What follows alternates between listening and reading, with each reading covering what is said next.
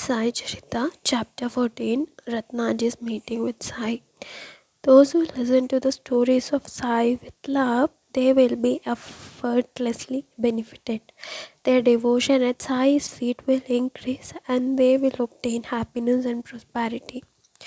Baba did not do anything outwardly. He did not go anywhere leaving his place. He knew everything, sitting at a place, and would let it be known to everybody. Without surrendering at the feet of the saints, birth will be futile. As soon as a being is born, he heads towards death. Those who listen to the stories of Sai with love, they will get salvation. Only may eat the Shira Puri of faith and devotion as much as one can, but one will never be satisfied even if he eats till one is gorged. Although surrendered by devotees, there is no attachment to anyone. Rare are the gurus who give actual experience through their teachings. In the city of Naned in Mughlai, there was a pious famous merchant whose name was Ratanji.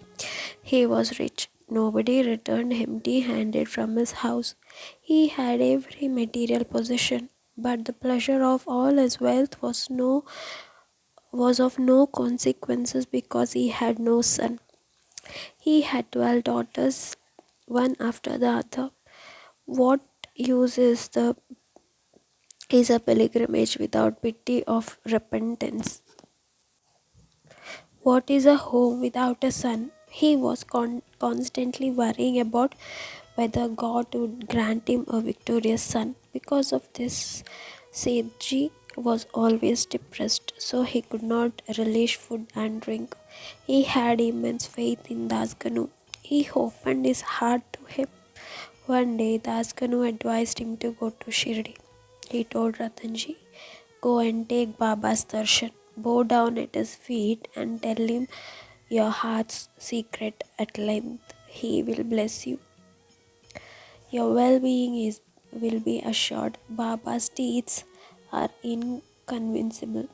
Surrender to him completely and you will be benefited." As per his advice, Ratanji arrived at Shirdi after some days. He went to masjid for darshan and prostrated at Baba's feet. He put a garland of flowers around Baba's neck, made an offering of fruit, and sat near Baba. Then Baba said, "You have taken a long time to come here. Give me dakshina, then your objective will be fulfilled." Whosoever would go to Baba for darshan, Baba would ask dakshina from him. It could be a rupee or 2 or 50 or 100 or 1000 or lakh or even more. Even if it was given, he would ask for more. If he was told that there was nothing left, he would say, "Take a loan." And when it was impossible to get a loan, he would then stop asking and he would say to his devotees, "Do not worry at all. I will give you plenty of money. Sit near me without any care. In this world, everybody has somebody or the other, but nobody belongs to me. Allah and only Allah is mine.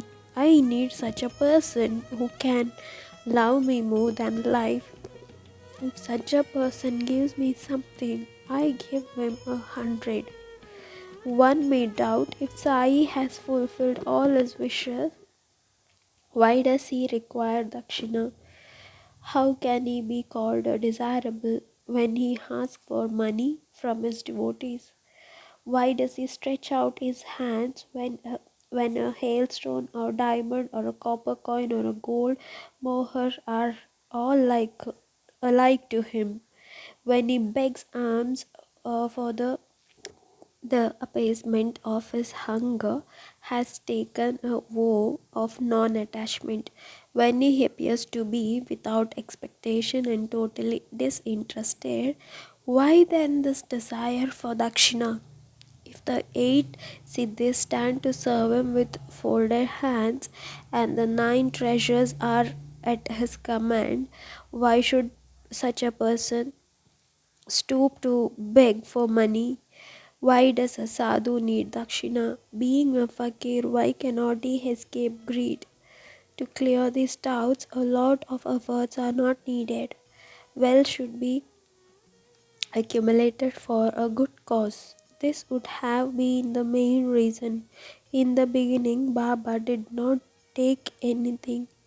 If a paisa or two were placed before him, he would purchase tobacco or oil from it. He greatly loved tobacco. He smoked beedis or chillam. The chillam served him sincerely. It was rarely unlit. Later on, somebody thought that how could he go empty-handed to seek the darshan of a saint. Therefore, Baba started accepting dakshina. If anyone offered him 1 paise, he would put it in his pocket. But if he was offered 2 paise, he would return it as it is. This went on for a long time, but after some time, hordes of our devotees started coming to Shirdi. Worshippers were aware of the convention of puja, and then without offering dakshina in the form of gold or flowers, a puja would not be completed. Dakshina for Guru Puja is necessary as a gift at the time of a king's coronation. It is said in Vedas that those who offer dakshina attain the highest position. Those who offer gold coins as dakshina attain salvation and wisdom and purity of mind. The frantic activity of this world depends totally on money. Money is also the means for covering up laws and reputation. At the time of worship of a deity, dakshina scantified. Then why should it not be offered when worshipping a saint? The Shrutis prescribed sacrifice, charity, and dedicated effort as the means. One desirous of self-realization should offer dakshina. A devotee, whether selfish or desirous of a spiritual life, desires that his objectives be fulfilled, should offer dakshina to his respective guru. Even Prajapati preached the same principle to gods, demons, and human beings at the time of his completion of brahmacharya. While giving Upadesha, he uttered the single letter Dha. He asked them what was the meaning of it and confirmed their interpretation. It was a strange leela between the Guru and the disciple. The gods understand it as Danta, to have restraint. The demons understood it as Daya, to be kind, and the humans understood it as Dana, to be charitable. Gods and demons are not different from human beings.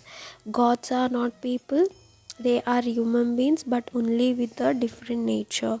They imbibe their best virtues within themselves and exercise restraint. Their characters earn them their title. Among humans, they are demons also. They restore to violence. They are wicked and harsh. To save a man from the deep dark pit of greed, Baba asked Dakshina. Give with reverence and faith. Giving without faith is futile. One should give food to a hungry person, help the orphans. You must give gifts to keep up goodwill. So earn money but without greed. Baba said, passion, anger, and greed are the three doors of hell and are the cause of the destruction to the self, so they should be definitely discarded. This is also said in Bhagavad Gita. Baba asked Dakshina from his devotees for their own well-being and thus taught them to sacrifice. Baba asked Dakshina from Ratanji Seth, who came to him to be blessed with the son, and said to him, "You have given me 3 rupees and 14 annas earlier that I know. Out of the money intended for me, give me the balance as dakshina. Ratanji had never been to Shady earlier. Then how could he give 3 rupees and 14 annas to him? He gave the balance as dakshina and bowed down before Baba but could not resolve the enigma. Baba places the prasad of Udi in his hand and laid his boon, putting his hand on his head. Allah will fulfill your heart's desire. With these words, he blessed the Sethi. Thus, Ratnaji took his permission to leave and return to Naned.